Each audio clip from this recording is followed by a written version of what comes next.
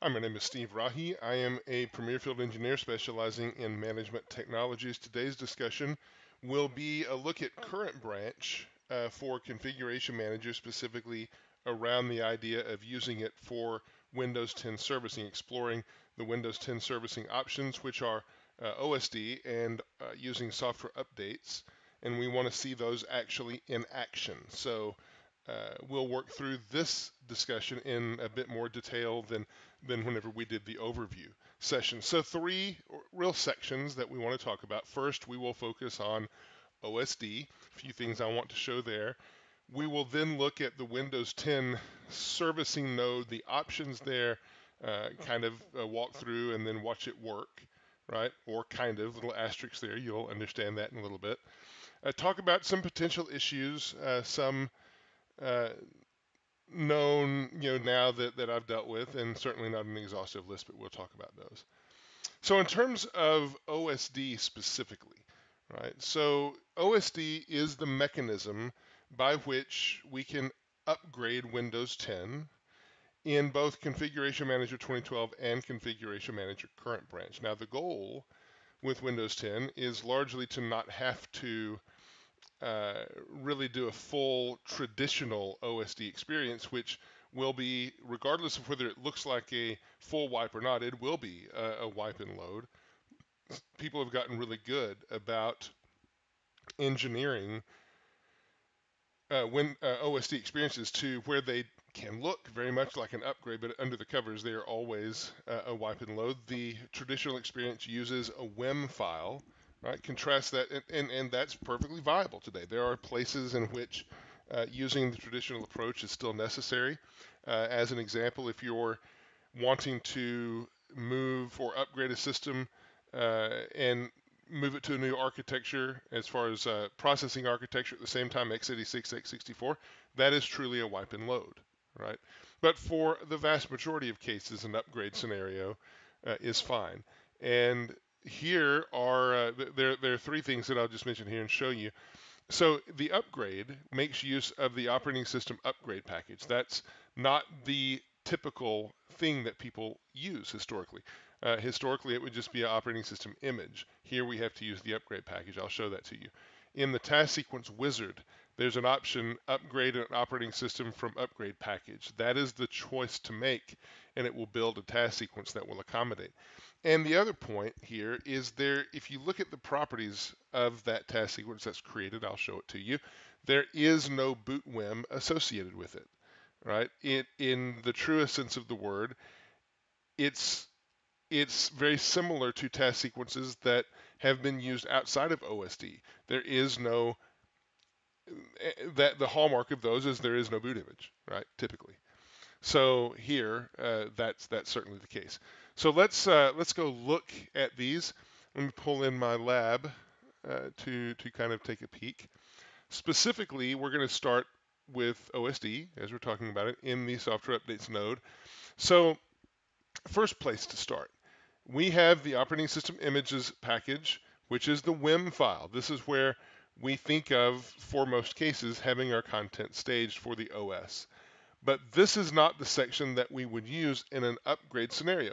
For traditional OSD, absolutely, right? This is the same process as we've always done. For the specific upgrade scenario, though, it's not, right? So if I look under the upgrade packages, you see I have another version here. What's the difference? So this one, I mean, if you go up to the top and you add an operating system, it asks for a source directory and so on. If you go to the upgrade packages and right click and add operating system, it looks for a source directory. It's not really different, right? So it does say I need to specify a valid UNC path, but I could just as easily, this is my server, specify a WIM file, and it would absolutely bring that WIM file in, not a problem, and fail when we try to use it, right? It doesn't want a WIM file. If we look specifically at the package that's here and go to properties, you'll see the data source path here is just simply a folder, right? In this case, it was the CD-ROM.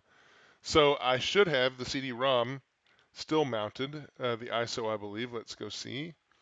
So if I map to that, and look, all this is the source directory. I'm sorry, this is the CD source material, just like I was going to put a CD in the drive and install that way. It's exactly the same. We know that because this has been deployed to a distribution point. It is package ID 70. So if I go look in my content library right here and go into datalib where I can see the kind of the rough folder structure,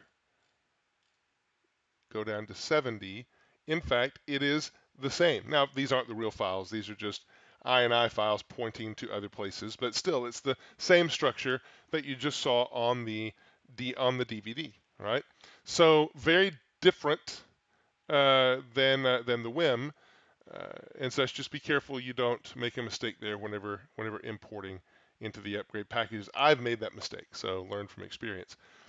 The Windows 10 upgrade task sequence. So if I go down to task sequences, here is my Windows 10 task sequence for demo. So what I can do to create this is simply go to the Create Task Sequence wizard.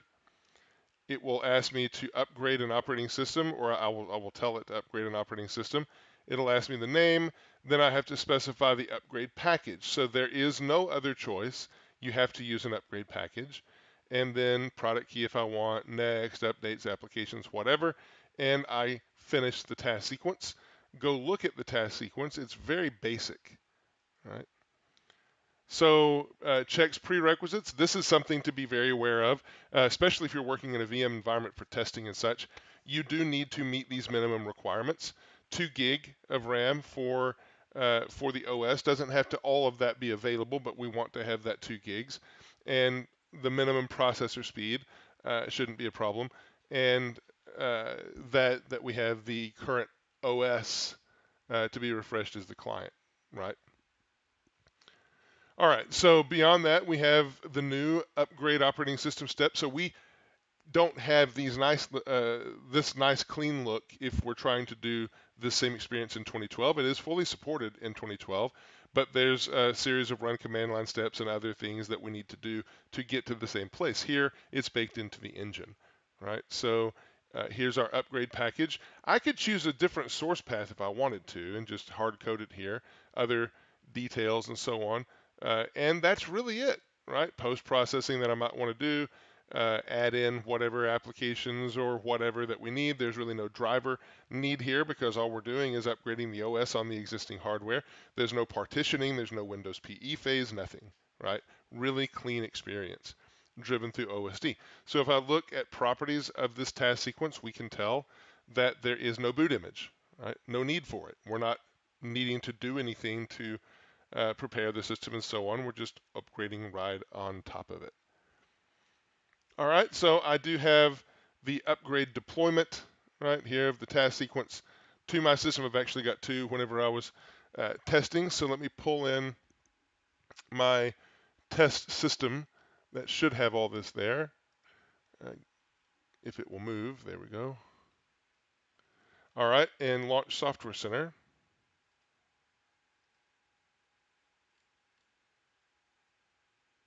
Right here, Software Center. And we should have the OSD deployment. Here it is. So I can kick this off. Now, so I mentioned that I did mention that there's no boot WIM. That's true, but it's also not true, right? We'll progress hopefully far enough in here so that I can show you. There's no boot image that is needed by the task sequence. But as setup.exe runs on this, doing the upgrade, you will see in just a minute that we're going to go download some files. One of them is going to be the boot WIM, right? Another will be the install WIM, and all those files that are on our source directory. But so it is true to say that we don't really need a boot WIM on the task sequence, but we do need a boot WIM, and it's going to be in the source media. We're going to download it and work with it accordingly, because at some point we will reboot. We will start into the experience looking like a clock showing the progress of the update and so on. Here you see that we're downloading the boot WIM and so on, right? So I'll just let this run for a bit. No problem. Maybe check back in on it if I remember to as we go along, right? So that's the Windows 10 traditional OSD experience plus the upgrade experience and so on, right? But there's another way in Configuration Manager current branch, and that's to use the Windows 10 servicing node. The Windows 10 servicing node is actually a really cool place in the console to keep track of all of your Windows 10 deployment activities. So I'll show you all of these. There's the Windows 10 status dashboard, which you can use regardless of whether you actually do the upgrade with upgrade management with OSD or whatever mechanism. There's the Windows 10 updates section, which in parentheses is upgrades, because really all that section does is filter the list of software updates to those that are in the upgrade category. So wish it was actually named Windows 10 upgrades. It's not, it's Windows 10 updates, right? I can understand why that was the case, but either way, that's that's my thing that I kind of get hung up on. Servicing plans, that's where we actually will go create the equivalent of the automatic deployment rules, but this time focused on deploying Windows 10. Right now, I call out 15.11 version of ConfigMgr here, not Windows, and 16.02. Right? There is a difference between the two OSs in terms of the servicing plans. So you will see in my environment, which is on 16.02, how that works. Right? But suffice it to say that in 15.11, one of the options that we have for filtering was not present there. And it really caused some large downloads to take place. I'll explain that more as we get into it. So let's get into it here. Come into my lab again. We'll focus this time on the Windows 10 servicing nodes. Let's close this back up. All right. And in the Windows 10 servicing node, just click at the top to begin. Really some good visuals here to help understand what your Windows 10 deployment status is across your environment. So the Windows 10 usage first is color coded to define, the lighter blue here is version 15.07. I have 2 of my systems in my lab. I have 4 total Windows 10 test systems. So 2 of them are running Windows 10 15.07. 2 of them are now running Windows 10 15.11, so they're a different color of blue, right? So I can visually tell what the status of my environment is, and whether I'm up to date, whether I have some work to do, and so on, right? Under the Windows 10 rings, so this is not your deployment rings. These are the deployment rings that kind of describe where the OSs live, right? So another way to say that is in every Windows 10 system, you have the opportunity to configure what's called deferral of updating, right? So this one's running my image. Hopefully I can get this done. I'm sure I can in time. But if we go into settings, it's going to cooperate with me because probably it's busy doing that. Let me pull in another one that we'll get to in a second. Here, there we go. So if you go into settings and then you go into updates and security, and then here we go into advanced options, you have the ability to defer updates on certain OS versions, right? That's what I'm referring to.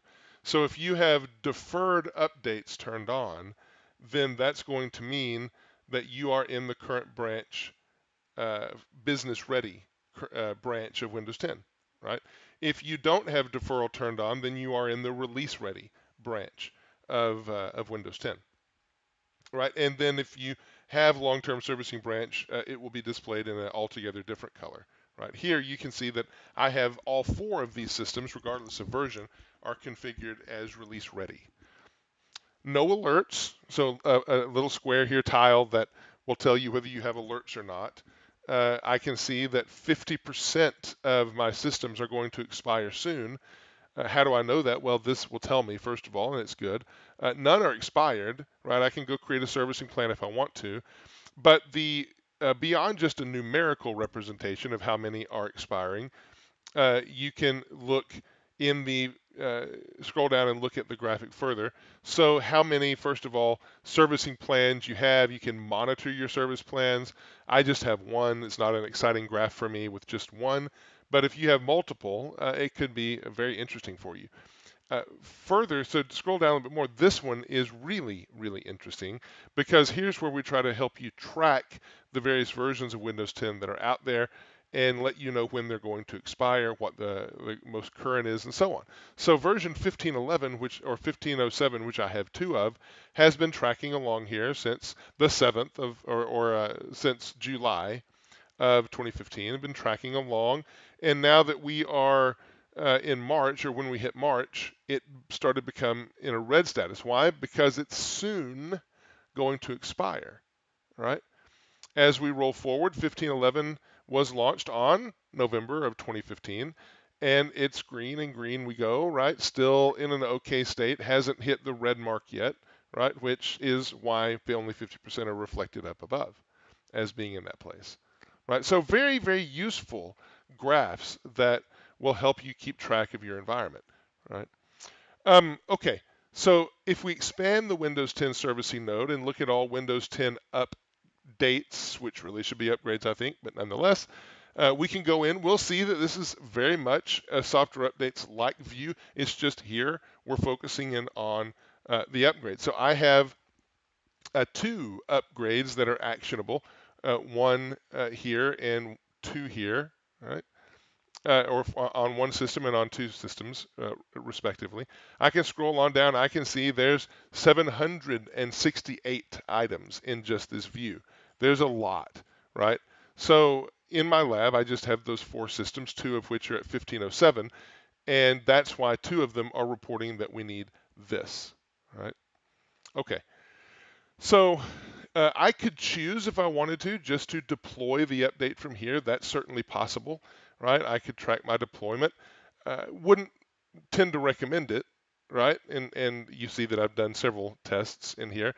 Wouldn't tend to recommend it, right? But you could, right? Ultimately, a deployment of software of a update, an upgrade, I keep doing that too, an upgrade deployment will create the deployment. It just won't be on the servicing plan, right? If you use the servicing plan, it will create a deployment, but it's going to create it here. As you can see, here are the deployments that have been created, right?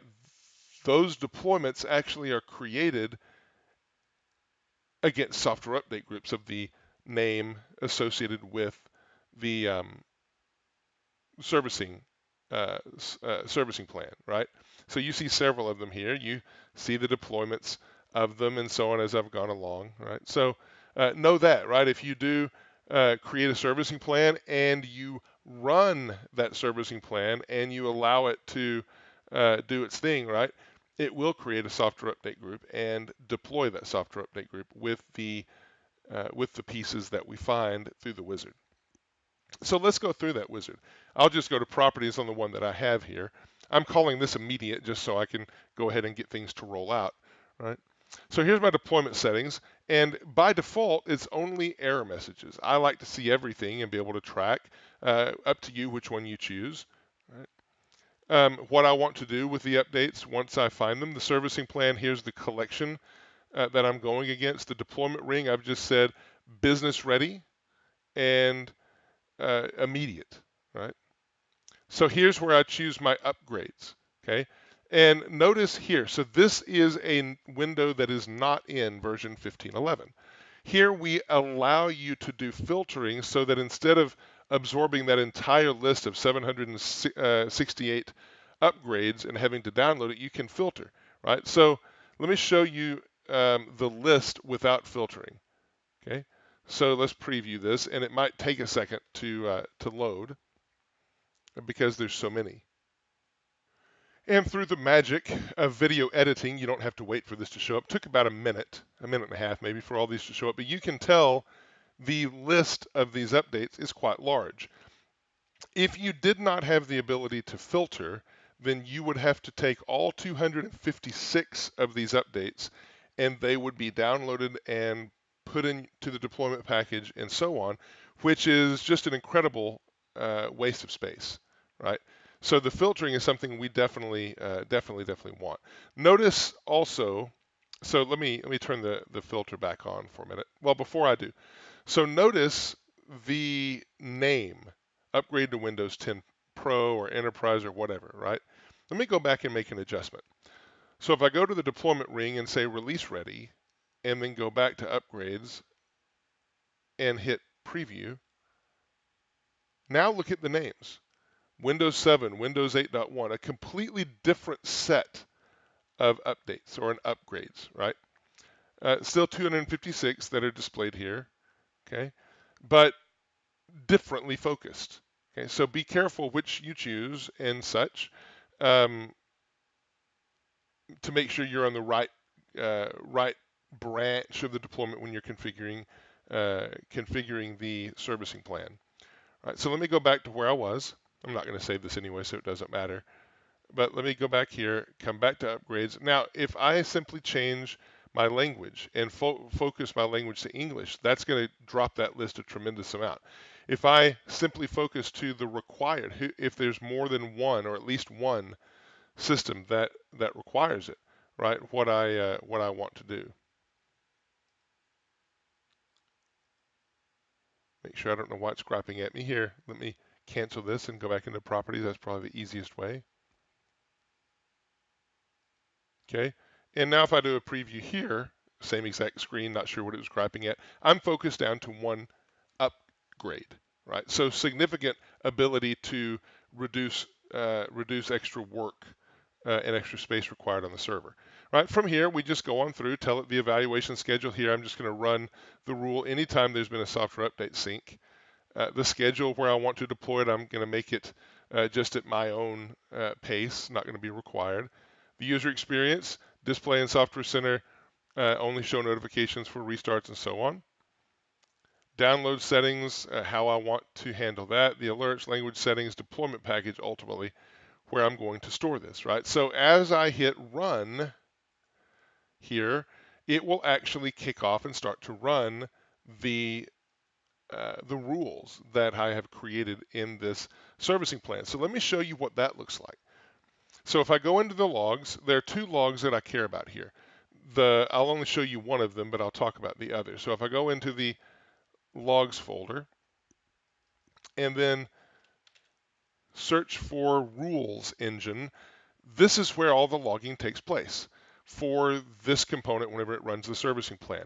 No big surprise there. This is the log that handles the automatic deployment rules for software updates. This uses essentially the same engine, so no big surprise there. Not really any work to do. I've already got things downloaded, but this is work that was done previously, showing the downloading of the updates and so on. Download action completed and such. This shows you how many individual configuration items are in target for downloading. So I chose 2 whenever this actually went through and downloaded. But if you didn't have that filter, you would have a string of configuration items that runs off the right-hand side of the screen. And there would be a lot of work this had to do. You could run out of disk space because of maybe constraints in that way, right? So the filter is a fantastic option. The actual downloading, whenever we get to the downloading option, that is done by, or that is monitored, tracked by a log called patch downloader, right? So it's not in the logs folder. In fact, let me just go find it because I always forget where it is.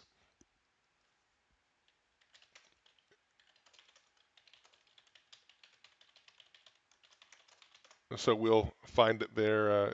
There it is.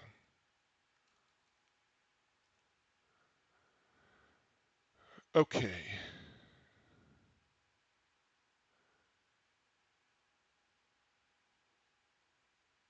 So patch downloader DLL. Let me go find that log file there. So program files, config manager logs. Interesting. So it might be in the same folder here. And there it is. Look at that. In config manager 2012, it was not here. So I just assumed it wasn't here either in current branch, but I was wrong. It is in the same logs location, and you can track all the downloads and so on. Right. Okay.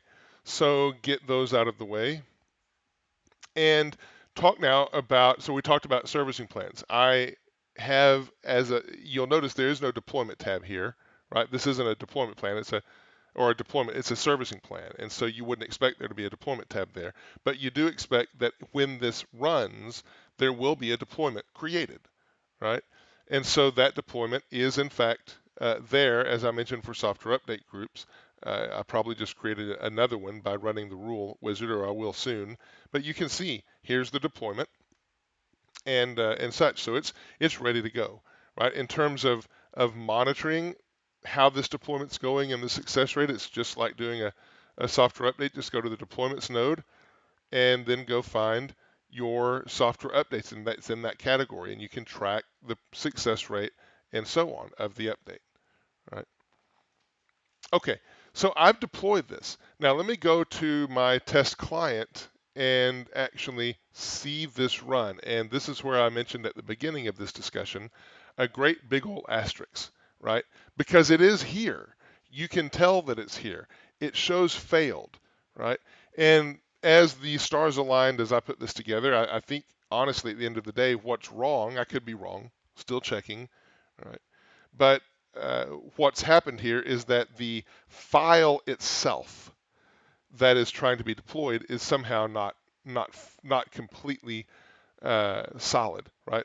So let me. Well, that reminds me. While I'm doing that, so I mentioned that the deployment or the upgrade package for OSD would be the source directory, essentially, from the DVD media, the ISO file, whatever, right? It's a very different set of source, at least in appearance, here. So this is my source directory for the software update I downloaded, and there's only two entities in here, and notice what they are. There's an ESD file, and then there's the exe to drive the installation, right? So the ESD file, kind of think of it as a WIM file, just a different kind of WIM file, if you will. It's probably not the way that it's best to describe it, but essentially the same. It's a file that contains the OS that we're trying to deploy, right? So you can see it's 3 gig in this case, so having to download multiples of those is not good, but here we just have the two that we needed, and we'll expand this on the client. We'll run the install and setup and so on, right? So different source structure for sure. So the challenge I think I ran into, and I'll show you why I think, is whenever I run this, it does do what it's supposed to do. I'll retry it here just to show, but it has the source directory local, just like I would expect it to. So it downloads that, no problem.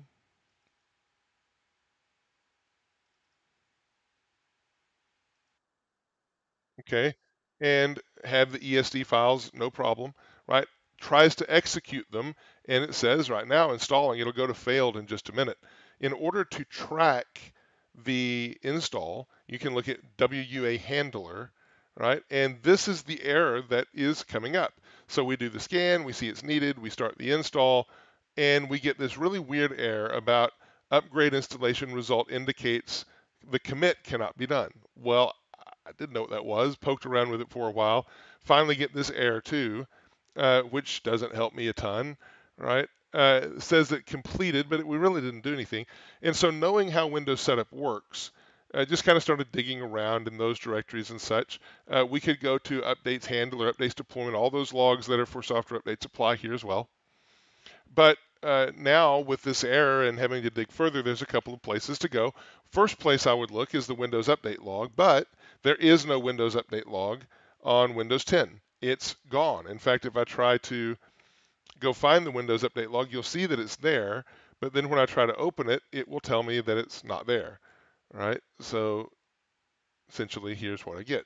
Update logs now are in ETW, and you can convert them and so on, which uh, we can do. But instead of doing that and going further there, what I decided to do is, with some help, remember that the setup folder, there's actually a hidden folder for Windows setup that is created during setup, and when setup is finished, it gets cleaned up.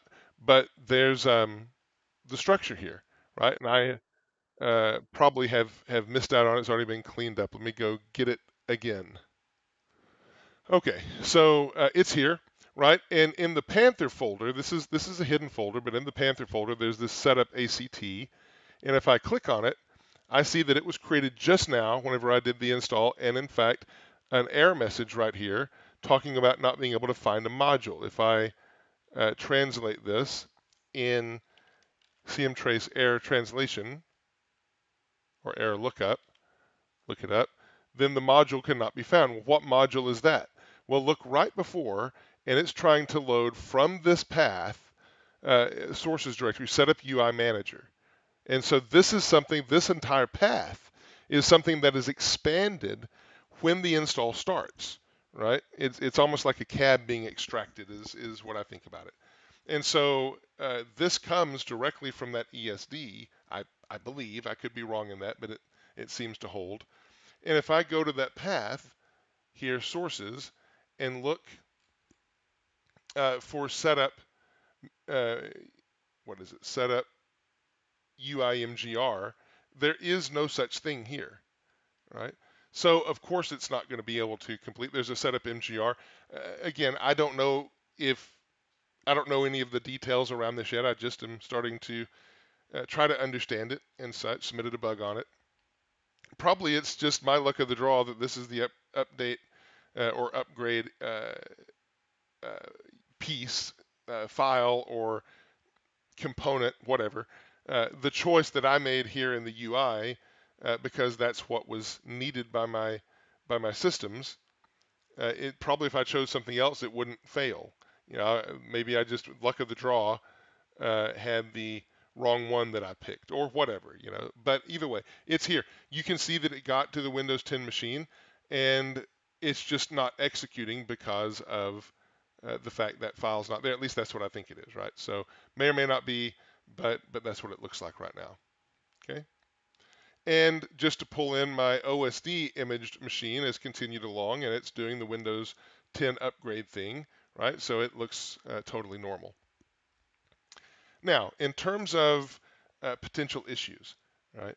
So as you go through this, it's a good thing. Make sure that the latest WSUS and Windows Update Agent patches are present.